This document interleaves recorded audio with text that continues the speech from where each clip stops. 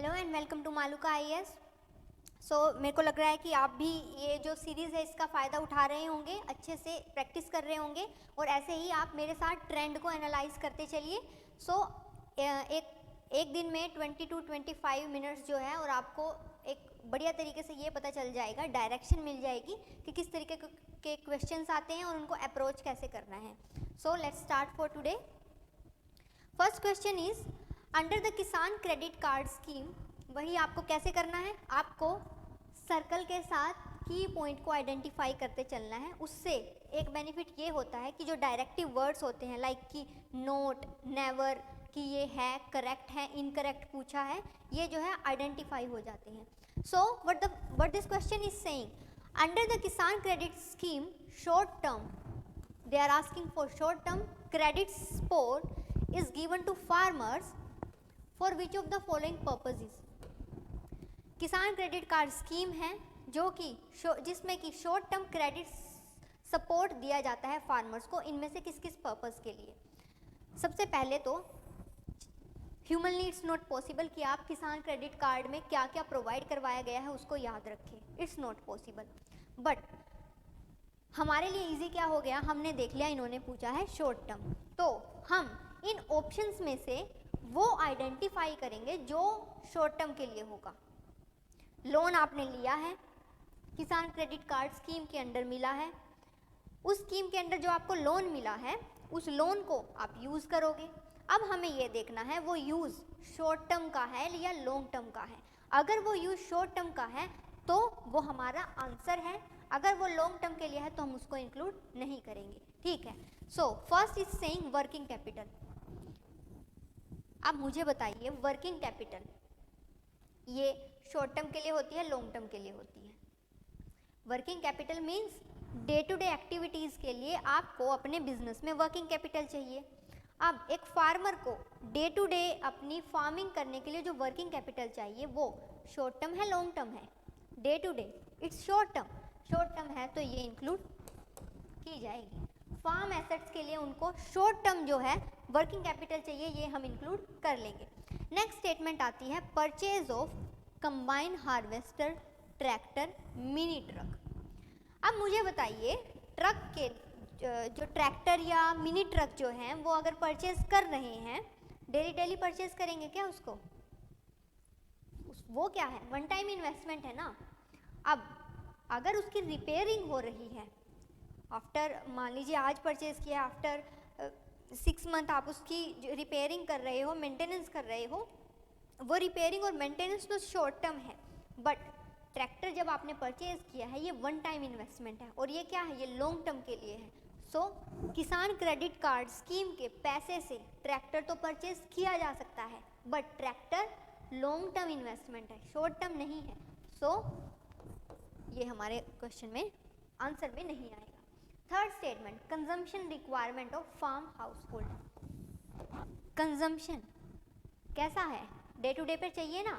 अब जब ये डे टू डे पर चाहिए that means this is correct.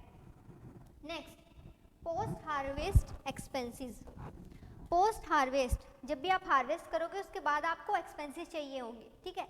ये एक्सपेंसेस जो हैं चाहिए तो आपको लाइक एक क्रॉप सीजन के ख़त्म होने के बाद। बट मुझे बताइए 3 क्रॉप सीजन्स होते हैं ना, राबी, खरीफ, जायद।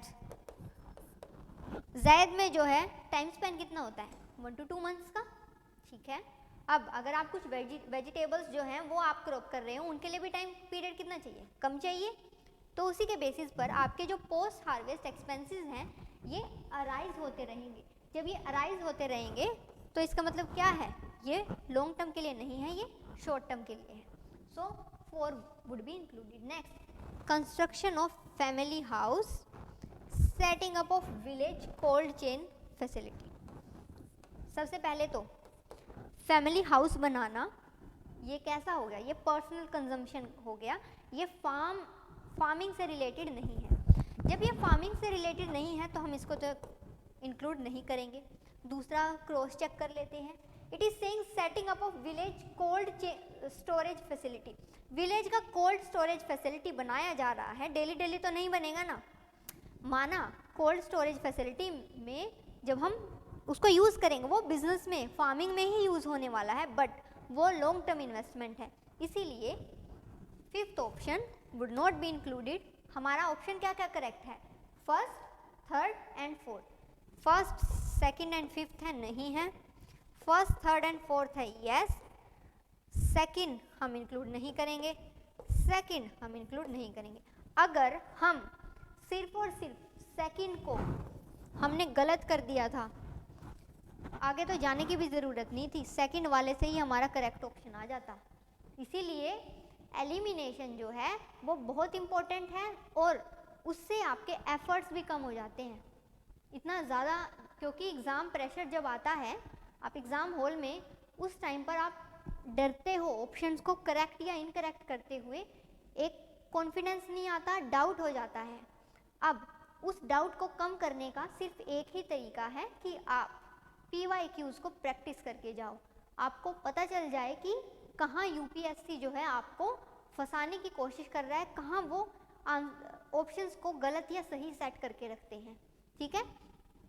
और मोस्टली आप ये देखना, जो भी लॉन्ग स्टेटमेंट वाले क्वेश्चंस होंगे ना, उनमें फर्स्ट 1, 2 या 3 जो है उनको अगर आपने सोल्व कर लिया ऑप्शंस में, वहीं से आंसर आ जाता है, ठीक है। सो इसीलिए हमारा ये आंसर हो जाता है B 1, 3 एंड 4। यहाँ पे आपको एक्सप्लेनेशन प्रोवाइड करवाया गया है, इसका स्क्रीनशॉट ले सकते हो, आप पढ़ सकते हो, जिसमें कि पूरा इन्फॉर्मेशन प्रोवाइड करवाया गया है, ठीक है। अब मैं आपको बता दूं कि प्रीलिम 2022 के लिए क्रैश कोर्स आ रहा है, 90 डेज 300 आवर्स के लिए क्लियर कट स्ट्रैटेजी जो है स्टिपुलेटेड प्रीलिम ओरिएंटेड आपको प्रिपरेशन करवाई जाएगी, तो जल्दी से आप इनरोल कर लीजिए।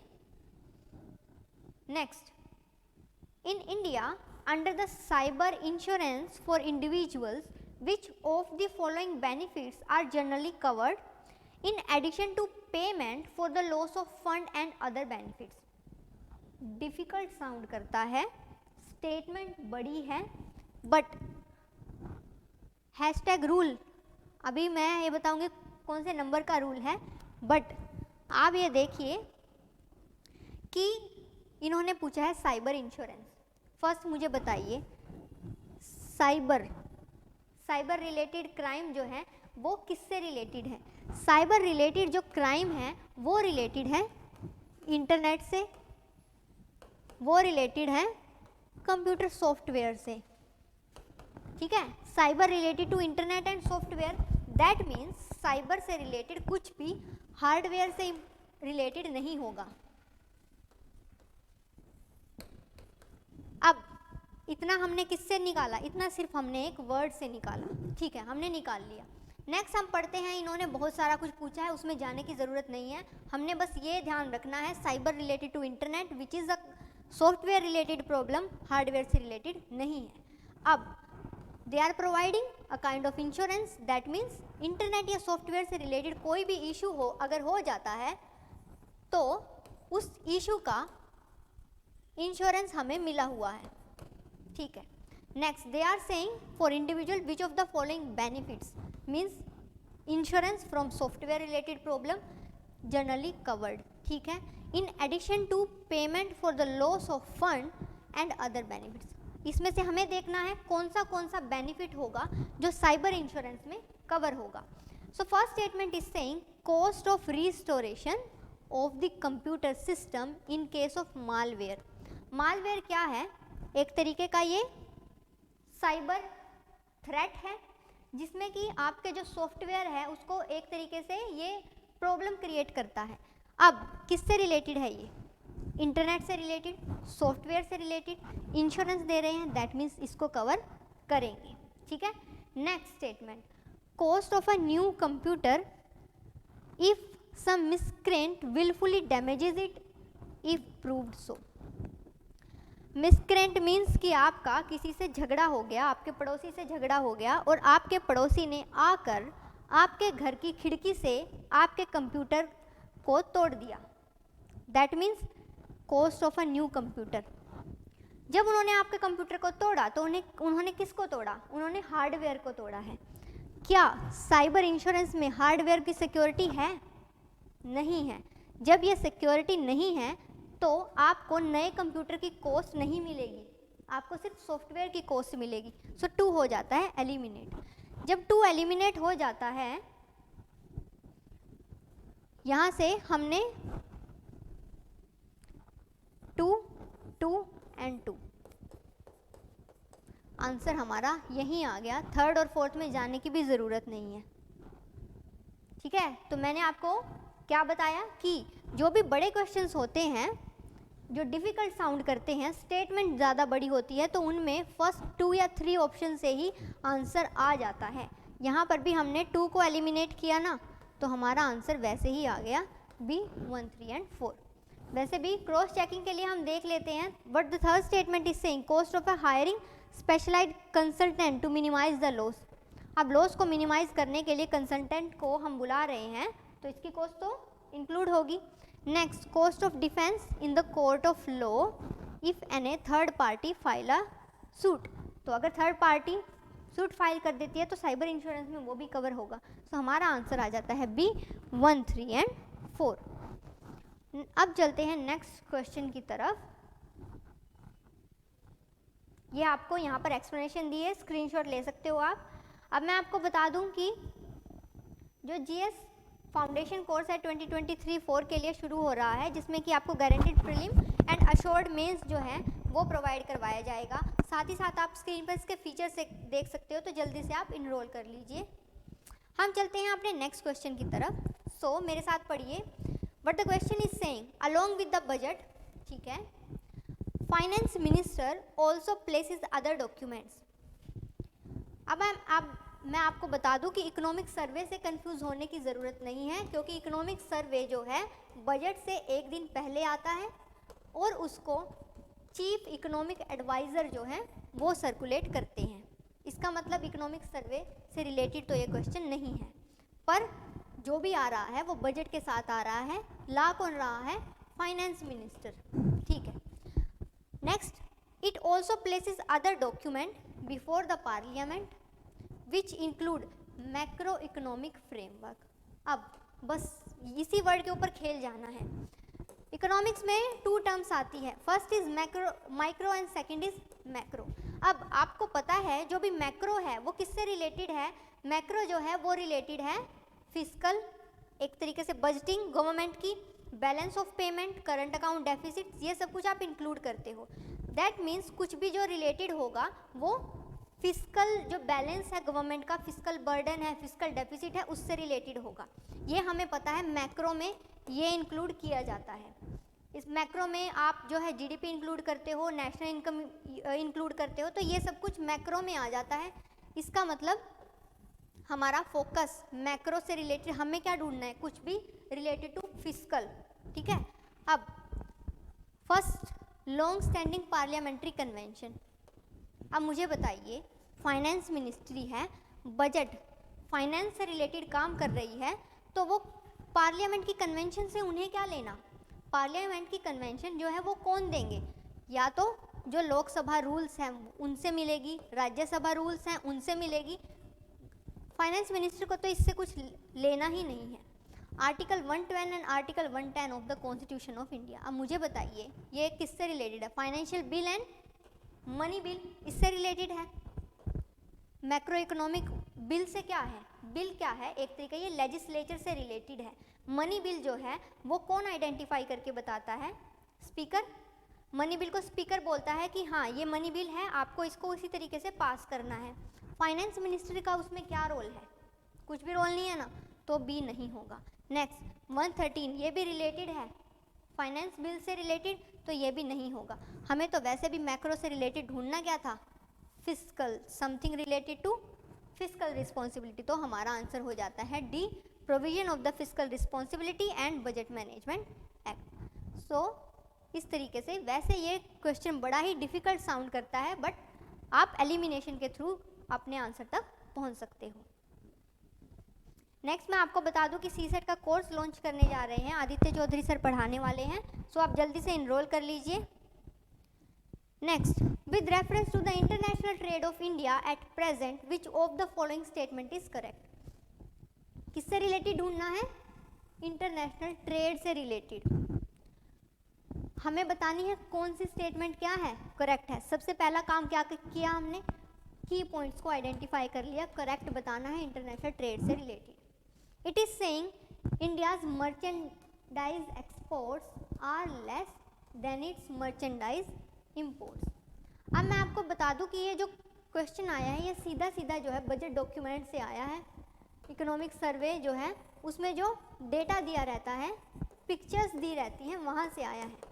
अब यहाँ से आपके पास इम्पोर्टेंट क्या हो जाता है, आपके लिए इम्पोर्टेंट हो जाता है कि इकोनॉमिक सर्वे यूजुअली तो आपको सिर्फ समरी ही पढ़नी चाहिए, बट उसके साथ साथ उसमें जो भी इकोनॉमिक सर्वे आप डाउनलोड कीजिए PIB से, वहाँ से जो भी उसमें पिक्चर्स दिए होती हैं, ग्राफ दिए होती हैं, बस उन ग्राफ को ट्रेंड अपने अकॉर्डिंग बना लेना है। इसमें कम से कम टाइम लगेगा, बट इसमें फ्री के आपके जो है मार्क्स बन जाते हैं इकोनॉमिक्स से रिलेटेड। बस आपको क्या करना है, जो भी पिक्स होंगी उसमें उन पिक्स को एक बारी अपनी अकॉर्डिंग उनको एक तरीके से एनालाइज कर लेना है, ठीक है। अब फर्स्ट स्टेटमेंट बोल रहा है कि इंडिया के जो मर्चेंडाइज एक्सपोर्ट हैं वो कम है देन इट्स मर्चेंडाइज इंपोर्ट। इस क्वेश्चन में एलिमिनेशन का रोल जो है वो नहीं होगा। क्यों? क्योंकि ये एक तरीके से एनालिसिस के ऊपर डिपेंड है। अगर पढ़ा है तो कर पाएंगे, नहीं पढ़ा तो हम अटेम्प्ट ही नहीं कर पाएंगे। सो उस टाइम पे क्या हुआ था कि जो मर्चेंडाइज एक्सपोर्ट थे वो कम थे, मीन्स गुड्स एंड सर्विसेज का एक्सपोर्ट हमारा कम था। ये तो हमें पता है ना, हमारे गुड्स एंड सर्विस गुड्स के ओनली फॉर गुड्स जो हमारे एक्सपोर्ट हैं वो कम होते हैं इंपोर्ट से, ठीक है, क्योंकि हम गुड्स को इंपोर्ट ज़्यादा करते हैं, एक्सपोर्ट कम करते हैं। सो हमारा फर्स्ट स्टेटमेंट जो है वो होता है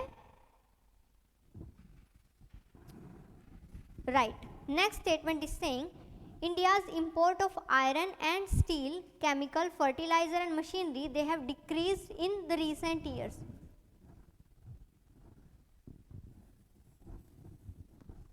ये जो स्टेटमेंट है, second statement, this is wrong. Next statement is saying India's export of services are more than its import of services. Yes, this is right. उस टाइम पे ऐसा ही था। And next statement is saying India suffer from an overall trade and current account deficit. ये इस पर तो आपको सोचने की भी ज़रूरत नहीं है, क्योंकि हम जो है हमारी करंट अकाउंट डेफिसिट जो है वो हमेशा से रहती है। सो इस बेसिस पर हमारा आंसर हो जाता है 1, 2 एंड 4। ये ऑप्शन जो है वो नीचे आ गया है, बट अब हमें पता है this statement is wrong. 1, 2 and 4 is the answer. 1, 3 and 4। Second was wrong, so 1, 3 and 4 is the answer. ये आपको एक्सप्लेनेशन यहाँ प्रोवाइड करवाई गई है। हम आ जाते हैं अपने नेक्स्ट क्वेश्चन की तरफ। The term West Texas Intermediate, sometimes it found in news, it refer to a grade of what. So इसका आंसर आ जाता है क्रूड ऑयल। ये जो 2020 में ये क्वेश्चन आया था, अब आप सभी को पता है 2020 में क्या था। 2020 में था कोविड-19, 2020 में था लॉकडाउन, और ये लॉकडाउन कैसा था, वर्ल्ड लेवल का था, इंटरनेशनल। सो उस टाइम पे क्या हुआ था, देखिए यूजुअली क्या होता है कि हम जो क्रूड ऑयल है हम खुद से उसको, हमारे पास उसके रिजर्व नहीं है, तो हम जो क्रूड ऑयल है वो हम इंपोर्ट करते हैं। अब ये जो वेस्ट टेक्सास जो है ये US से रिलेटेड है।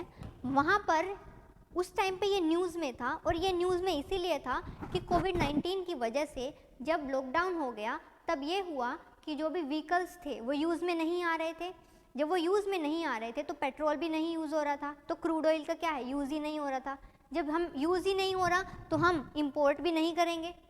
हम क्यों इंपोर्ट करेंगे? जब हम इंपोर्ट ही नहीं कर रहे तो वहाँ पर US में इसकी डिमांड कैसी हो गई, रिड्यूस। जब इसकी डिमांड रिड्यूस हो गई तो फिर इसका प्राइस क्या होगा, रिड्यूस। तो इसीलिए उस टाइम पर इनको काफ़ी लॉस हो रहा था।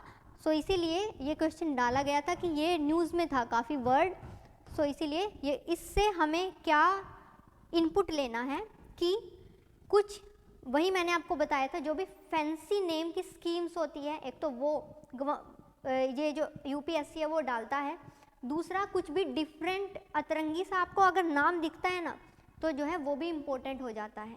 सो यहाँ से आप ये देखिए कि अगर आप न्यूज़पेपर पढ़ रहे हो, करंट अफेयर मैगजीन कर रहे हो, वहाँ पर किसी अतरंगी नाम का आपको कुछ मिल जाता है, तो आपको वो अलग से अपने नोट्स में इंक्लूड कर लेना है खुद के लिए। वहाँ से कुछ नहीं है, बस फ्री के आपके 2 आंसर, 2 जो मार्क्स है वो आ जाएंगे। इस क्वेश्चन में कुछ भी नहीं था, किसी को अगर याद है तो वो कर पाएगा, अगर याद नहीं है तो वो नहीं कर पाएगा। एलिमिनेशन और या कुछ इस क्वेश्चन में नहीं किया जा सकता। सो हमारा आंसर हो जाता है A, crude oil. Okay, so thank you for the day, thank you so much.